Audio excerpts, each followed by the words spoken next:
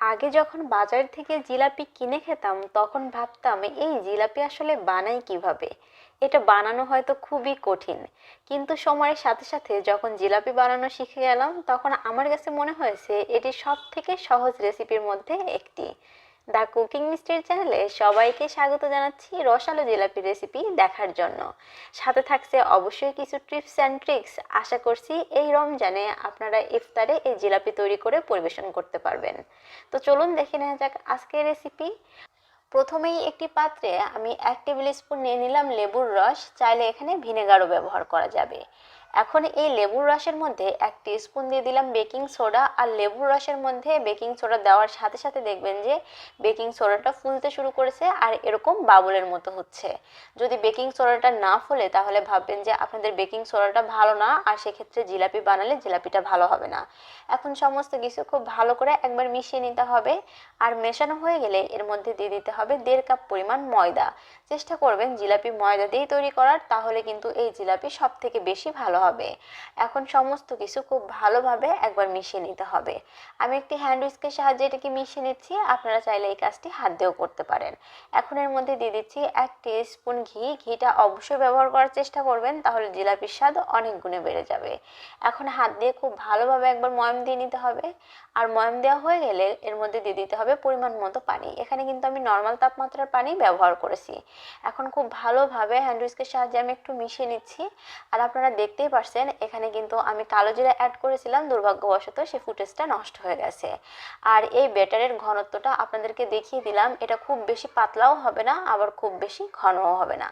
আজকের জিলাপি আমি বোতল দিয়ে তৈরি করব। আর দেখতেই পারছেন বোতলের মাথায় আমি একটু ছিদ্র করে নিয়েছি, কারণ বোতল সবার বাসায় থাকে, তাই যে কেউ খুব সহজেই এই বোতল দিয়ে জিলাপি তৈরি করে নিতে পারবেন। এখন আমি শিরা তৈরি করে নিব। আর শিরা তৈরি করার জন্য চুলায় একটি পাত্র বসিয়ে এখানে 1.5 কাপ পরিমাণ চিনি দিয়ে দিচ্ছি। আর এখন এর মধ্যে দিয়ে দিতে হবে 1 কাপ পরিমাণ পানি।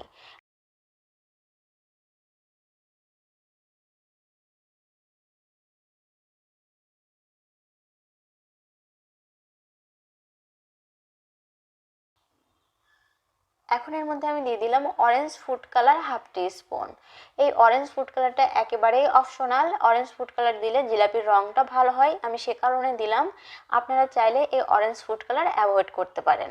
এখন সমস্ত কিছু খুব ভালোভাবে একবার মিশিয়ে নিতে হবে। আর মেশানো হয়ে গেলে এটাকে জাল করে নিতে হবে। আর এই শিরাটা তৈরি করার জন্য একতার দুতার হওয়ার কোনোই প্রয়োজন নেই, নর্মাল একটি শিরা তৈরি করে নিতে হবে। এখন চুলায় একটি পাত্র বসিয়ে আমি পরিমাণ মতো তেল দিয়ে দিয়েছিলাম। তেল খুব ভালোভাবে গরম হয়ে গেলে আমি একটি জিলাপি তৈরি করে নিলাম। আপনারা হয়তো দেখতেই পারছেন আমি কিভাবে জিলাপিটা তৈরি করলাম। জাস্ট একটু বোতলটা ঘোরাইলেই দেখবেন যে খুব সহজেই জিলাপি তৈরি হয়ে যাচ্ছে। দেখুন, এটা আসলে বলে বোঝানোর কিছু নেই, আপনাকে দেখেই বুঝে নিতে হবে। আমার জিলাপি হয়ে গেলে আমি এখন এটাকে উল্টে দিব। আর একটু গোল্ডেন ব্রাউন করে জিলাপিগুলোকে ভেজে নিতে হবে। দেখতে পারছেন এটার এক পাশ হয়ে গেছে, এখন আমি অপর পাশটা একইভাবে ভেজে নিব। আর জিলাপি ভাজার ক্ষেত্রে একটু তেল বেশি লাগবে, একটু বেশি তেলে এটাকে ভেজে নিতে হবে।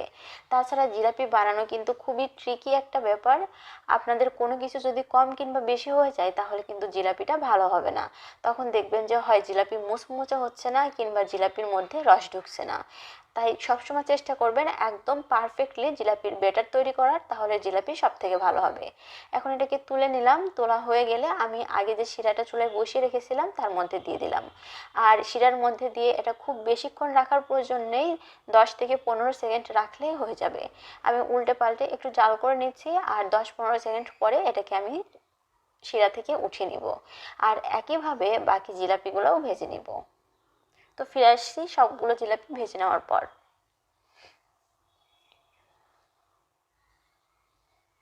দেখতেই পাচ্ছেন আমি সমস্ত জিলাপিগুলোই কিন্তু ভেজে নিয়েছি। আর আমার জিলাপিগুলো কিন্তু খুব সুন্দর হয়েছে, এগুলো বেশ ভালোই ফুলেছিল। আমার টিপসগুলো ফলো করে আপনারা জিলাপি তৈরি করবেন, আশা করছি আপনারাও এরকম সুন্দর জিলাপি তৈরি করে নিতে পারবেন। আর এই রমজানের ইফতারে জিলাপি পরিবেশন করতে পারবেন। আশা করছি আজকের রেসিপি আপনাদের ভালো লেগেছে। যদি ভালো লেগে থাকে তাহলে আমার চ্যানেলটি সাবস্ক্রাইব করার অনুরোধ রইল। পাশে থাকা বেল আইকনটি প্রেস করে দিবেন যাতে আমি কোনো ভিডিও আপলোড করলে সবার আগে নোটিফিকেশন পেয়ে যান। একটা লাইক করবেন, কমেন্টস করবেন, আর অবশ্যই ফ্রেন্ডস অ্যান্ড ফ্যামিলির সাথে শেয়ার করতে ভুলবেন না। যারা আমাদের ফেসবুক পেজ থেকে দেখছেন ফেসবুক পেজটা ফলো করবেন। সবার রমজান অনেক ভালো কাটুন। দেখা হবে নতুন পর্বে নতুন কোনো রেসিপি নিয়ে।